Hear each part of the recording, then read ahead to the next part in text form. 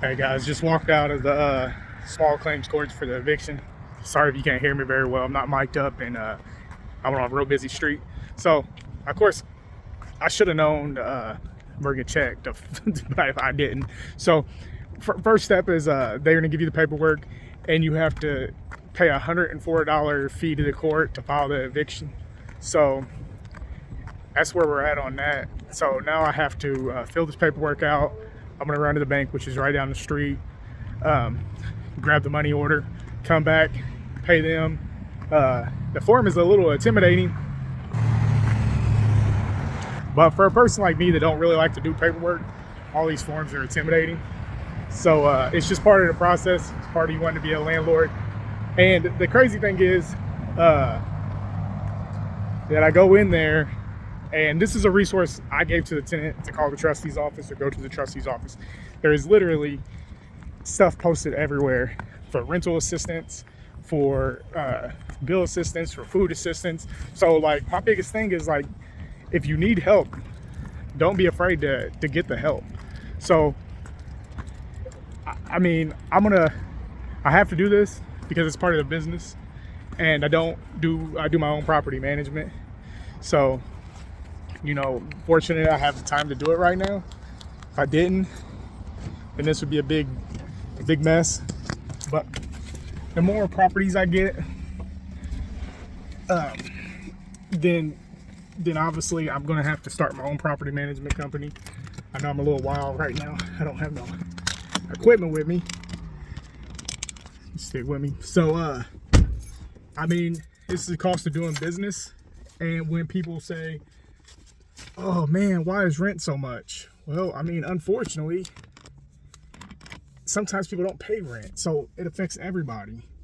So also, because landlording is fun, or home provider, what I like the word to use, I get a call Saturday from another one of my tenants that live in a duplex, and sorry, they're into it about parking situation, and they've already kind of complained about each other before.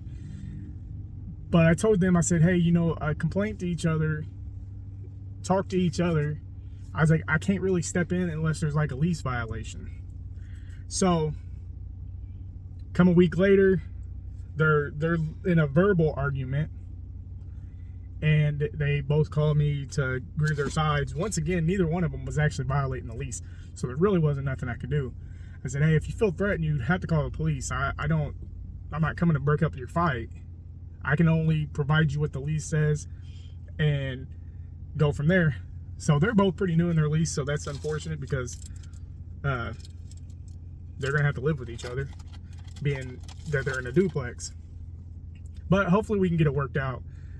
They both calmed down rather quickly after I explained to them that there was a semi-formal parking spots, but one tenant claims that the other tenant's taking what would have been guest parking, blah blah blah.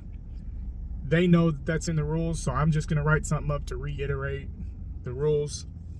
So not a big deal. It's just part of dealing with it. Sometimes you'll get no calls. Sometimes you'll get a couple calls a week, but that is what it is. So I'm not too mad about it. I'm not gonna go into too much stuff, but I finally got my insurance claim on one of my other properties, so that's a benefit. And I got another property that had a tree fall on the roof, so we're working on insurance for that.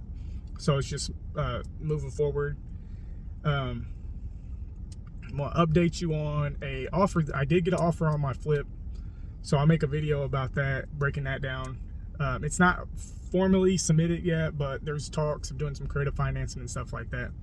I don't know enough about the creative financing to accept that offer yet, so I'm talking to some people that know a little more than me about it. It's always good to have a good network of people that know what they're talking about. So that's cool. So yeah, so it's another day in landlord, and I'm gonna fill his forms out, take care of business. Hopefully we get this thing worked out pretty soon. I already had somebody calling me today asking if I had a unit, a 2-bedroom, which this is a 2-bedroom. They needed to move in by November, so potential's there.